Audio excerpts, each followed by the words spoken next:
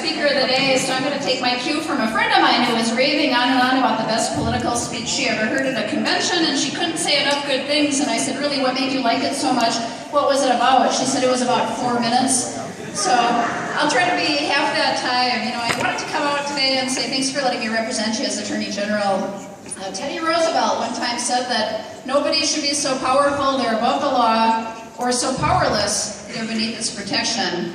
In the Attorney General's office, that's how we view justice too. You know, we get into some pretty big fights sometimes against some pretty powerful interests. But I'll tell you something, it's never about who we're fighting, it's about who we're fighting for.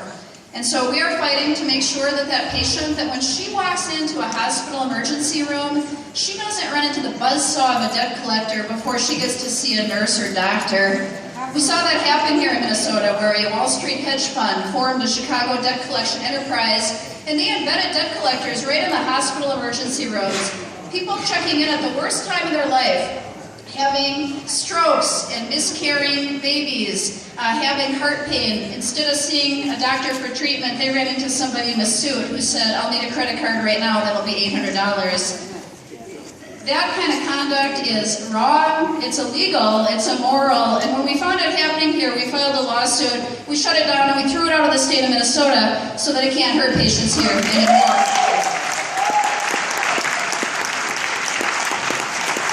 I'll tell you something else, we're fighting for just everyday consumers, just all the regular people who don't have their armies of lawyers and lobbyists representing them. You know, fighting for consumers on things like dealing with credit card companies. You guys have credit cards, you know those 30, 40-page agreements. They're written in about 6-point font. You need a magnifying glass and a law degree to read them and to understand them. And the credit card industry, they had put in the fine print of these contracts not too long ago an arbitration clause, and it said that if we cheat you, if we charge illegal interest, if we charge too much in fees, you give up your American right to go to court. Instead they said, well, you'll have to go to arbitration, but don't worry, they said, it'll be independent and neutral and fair. What they didn't say is that the enterprise bringing the claims before the arbitration, the collection enterprise, they owned the arbitration forum. And so 95% of the time, guess who was winning? The credit card companies. 95% of the time, they won their cases.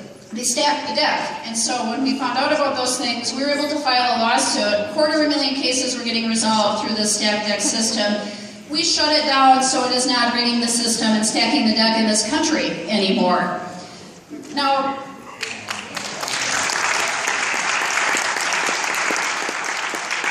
Vice President Hubert Humphrey, he one time said that the measurement of a just and moral society, it's how it takes care of those in the dawn of life, twilight of life, and the shadows of life. And in the Attorney General's office, we try to give special care and attention to those who don't have a lot of clout, who don't have a lot of power, and otherwise wouldn't have a voice in the system. And we're able to do these things because of you, because of your support, because you've given me this great honor and privilege of serving. And I just wanted to come out and say thanks for your trust and confidence, thanks for your support, and thanks for letting me represent you guys as Minnesota's Attorney General. I appreciate you so very, very much.